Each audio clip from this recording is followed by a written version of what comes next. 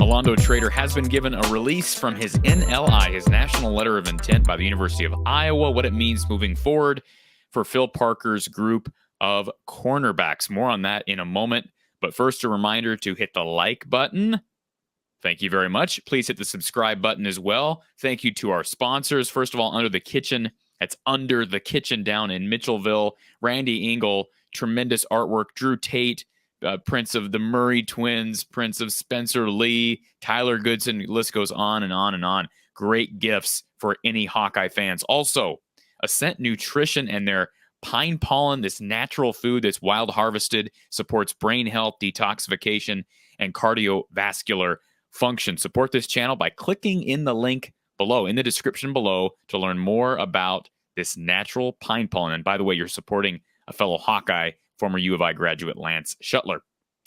So thank you to our sponsors. As always, Olando Trader officially given a release from his National Letter of Intent. This was expected, but I will say this. When he initially decommitted, what was that, about a month and a half ago, we kind of speculated, actually I think it was less than a month ago, we kind of speculated on whether he'd be entering the portal or not, because technically if Iowa chose to not release him from his NLI, then he would need to enter the portal to be able to be contacted by other schools. That's the system that's in place. We also wondered about that one-time transfer rule. Would he need to use that right now, given the fact that maybe he wants to play as a freshman in 2022, or could he enter the portal, save that one-time transfer exemption, and then use that later on in his career if he so chose?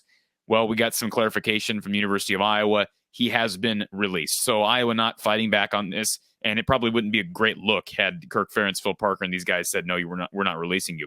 Now, we don't know the details as to why Olando Trader backed out of his commitment so late, just weeks before he was scheduled to arrive on campus. But we do know that Iowa has released him. So he is free to be contacted by other schools. Will he go back to Central Michigan, where he was originally committed? We'll have to wait and see. Best of wishes to Olando Trader. Whatever the circumstances are, only want what's best for him.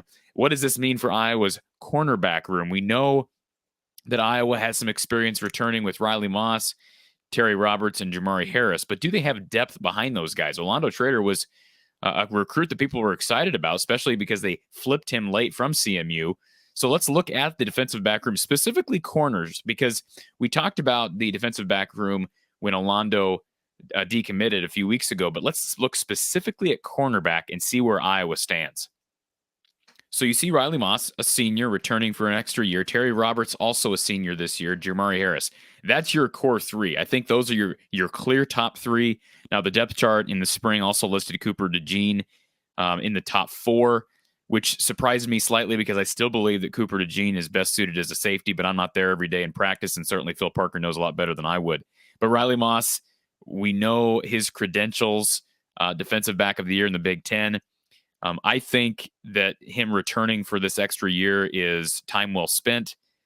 We saw him get beat on some deep ball action last year, even against some lesser opponents. I go back to the Kent State game specifically. I think he's got room to improve.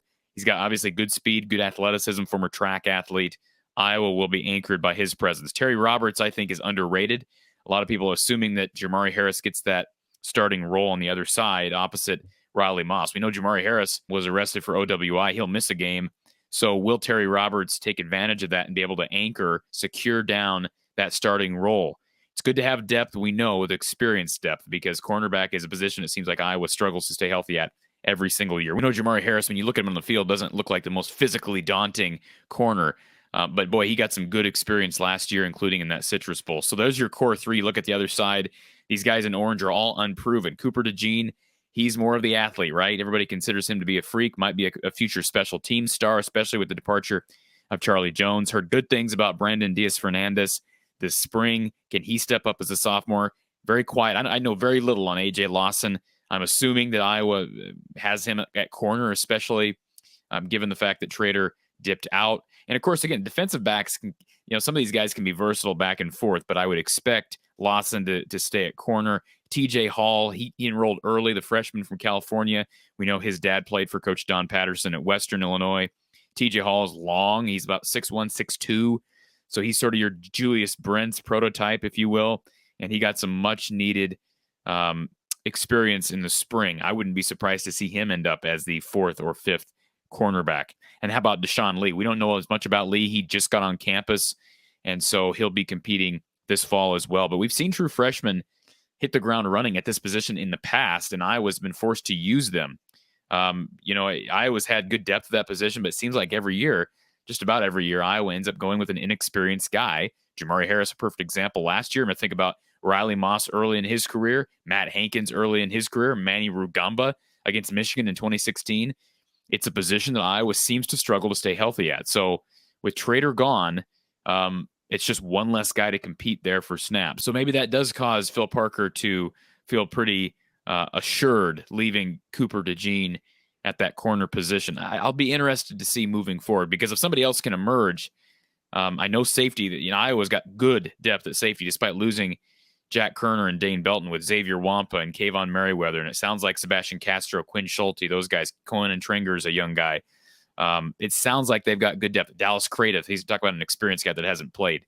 So corner would be probably a bit more thin from my vantage point, despite the fact that they probably lost more due to graduation last year at safety. So I'm not worried about depth at the cornerback position. I think Phil Parker has proven that even the young guys can come in their first year and produce and give Iowa results, and they'll need it, because we know that Iowa typically is anchored by that defense, especially the back end. If the back end is giving up big plays, the whole premise of Iowa's bend don't break type of defense is kind of out the window. So they'll need those guys to play at their peak performance this fall. Appreciate you tuning in for another episode, another segment of the show. I will talk to you soon.